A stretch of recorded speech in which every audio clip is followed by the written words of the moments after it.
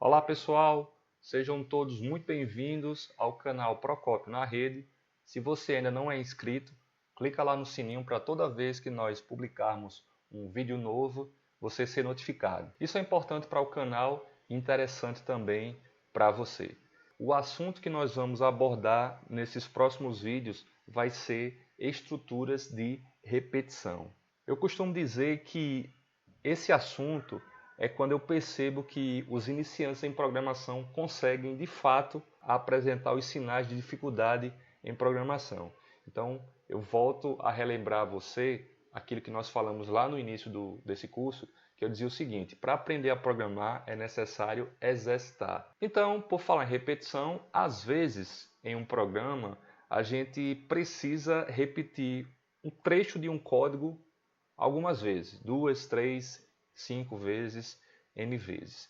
Então, para casos como esses, a gente vai utilizar comandos chamados de repetição, ou também a gente pode chamar de iteração ou de loop. O que é uma iteração? Não é interação.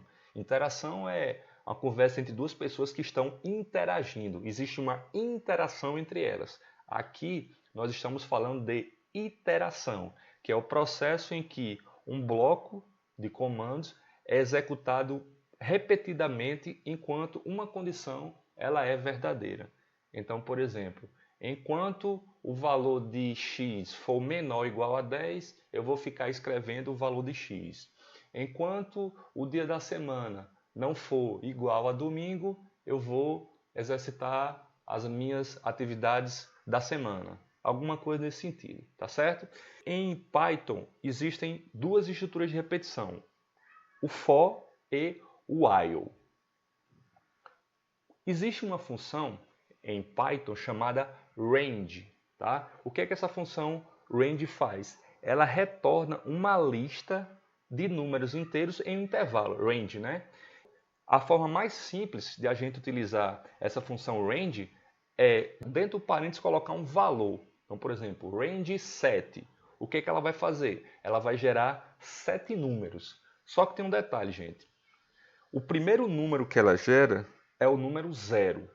Então, se ela começa do número 0 e precisa gerar 7 números inteiros, começando do 0, então ela vai gerar do 0 até o 6. Concorda? Porque vai ser 0 o primeiro número, 1 o segundo número, 2 o terceiro número, 3 o quarto número, 4 o quinto número, 5 o sexto número, 6 o sétimo número.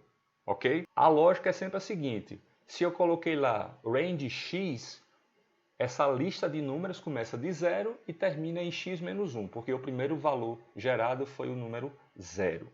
Tá certo? Uma outra forma de eu utilizar essa função range é especificando o valor inicial e o valor final.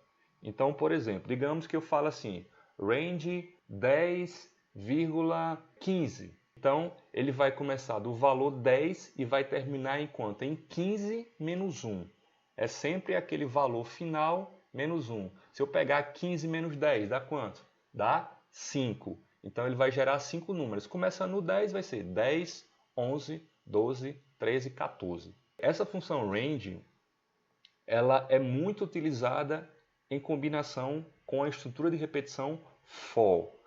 Observem aqui o seguinte, ó, nesse primeiro exemplo aqui, eu tenho for, uma variável qualquer, estou chamando aqui de var, a palavra-chave in e range número, ou seja, a quantidade de vezes que eu quero que esse laço se repita, certo? Então, por exemplo, range 3, ele vai rodar 0, 1 e 2. E tem um detalhe interessante, se esse range gera 3 números, por exemplo, na primeira rodada, o primeiro valor vai ser quanto? Vai ser 0. Aí ele vai pegar o valor 0 e vai jogar na variável var. Na segunda rodada, o valor gerado vai ser 1. Ele vai pegar o 1 e vai jogar nessa variável var. A terceira rodada, o número gerado vai ser 2. Ele pega esse valor 2 e atribui a variável var. Tá certo? É assim que o for funciona. Então, um exemplo disso seria isso daqui, ó. For x in range 55. Então, ele vai rodar 55 vezes Para cada rodada, ele vai gerar um número e esse número ele vai ser atribuído à variável x. Então, x0, x1, x2, até x valer 54, que é o valor que eu especifiquei aqui, menos 1, certo? Então, ele vai rodar isso aqui, ele vai escrever ABC campeão 55 vezes. A outra forma de utilizar essa função range, né, como eu falei anteriormente, é especificando o valor inicial e o valor final. Então, se eu digo aqui, por exemplo, 1 e 3, 3 menos 1, 2. Então, ele começa em 1 e vai fazer 1, 2, certo? Então, fim vale 3 e início vale 1. 3 menos 1, 2. Então, o primeiro número vai ser 1 e o segundo número vai ser o 2. E a cada rodada, né, a cada valor gerado aqui, ele vai atribuir essa variável var e vai executar os comandos aqui dentro, certo? Vamos lá para um exemplo. Então veja, esse range vai começar em 1 e vai até 56. Na verdade é 56 menos 1, né? Se eu pegar 56 menos 1, quantas vezes? 55. Então ele começa em 1 e vai até 55. Então, a cada valor que ele gerar, ele joga aqui na variável x e pergunta. Primeiro teste, né? Se x for igual a 1, ABC campeão uma vez. Quando não, né? Quando x for diferente de 1, ou seja, maior do que 1, porque ele vai começar no primeiro valor, vai ser 1, né? Então ele vai cair aqui no else e vai imprimir ABC campeão x vezes, 2 vezes, depois 3 vezes, 4 vezes. Tudo isso porque esse range está gerando uma lista de valores, está atribuindo valor à variável x. Beleza, gente? Então esse é o formato da estrutura de repetição for, utilizando essa função range. Existem outros formatos dessa função range, a gente vai utilizar em outro momento.